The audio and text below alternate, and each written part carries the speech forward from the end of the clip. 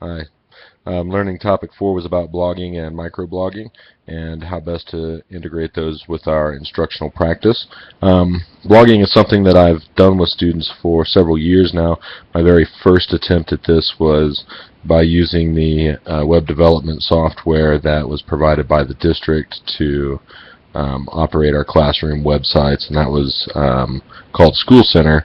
I've since gone away from that and kind of gone out on my own, in part because blogging with the students was something that I immediately recognized as being valuable. We would blog about kind of reading response and things that we were doing as a whole class, with the idea of hopefully trying to generate a discussion between students through the blog.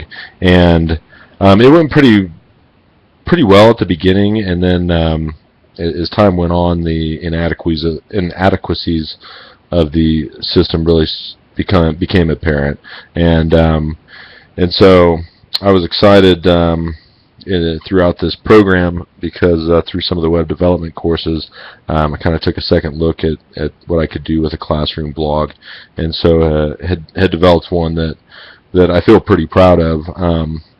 And something that I think that the class is proud of and likes to participate in. Again, kind of thinking about my audience, it was a very visually appealing website, and I tried to take the approach that I would kind of make it almost like like a digital. So am I trying to say?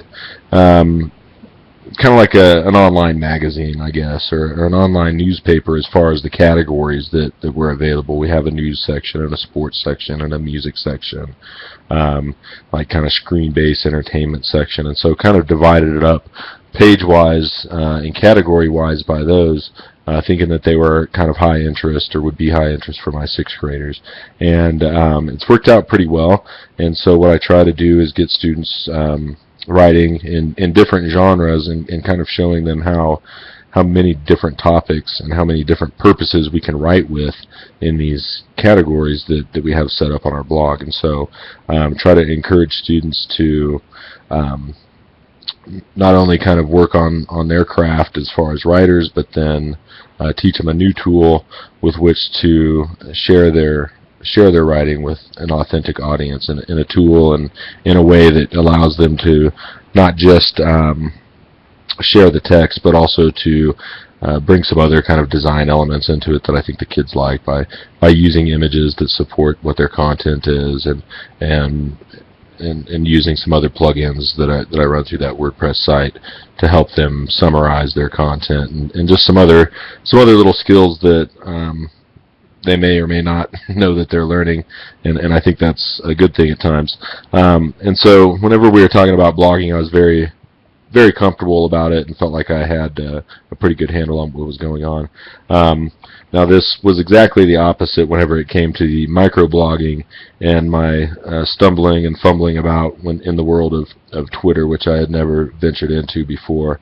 And so with microblogging and kind of working with 6th graders, some technologies I feel like kind of lend themselves to an older audience, and some kind of lend themselves to a younger audience, and I had a hard time kind of grasping.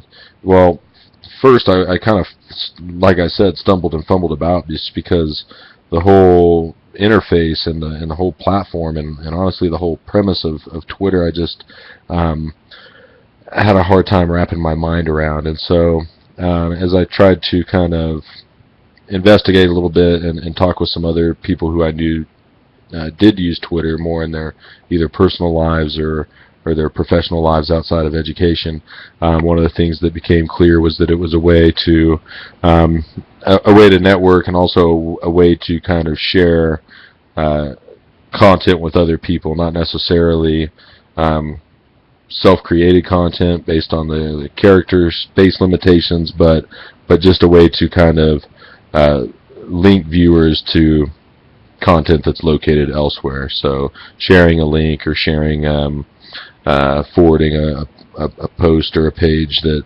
someone had shared with you, and kind of building that social aspect of it, I guess, is the strength of the platform.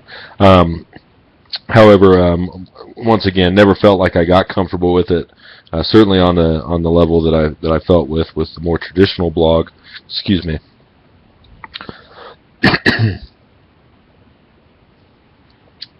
But something that I feel like is going to take me a little bit more time and a little bit more effort to figure out how to bring this to bear, especially, like I said, in that 6th grade classroom. So, pardon me, I'm choking up a little bit, but really I think that's about all I had for this section. And so with that, we'll just roll it on into learning topic 5. Again, pardon me. Thank you very much.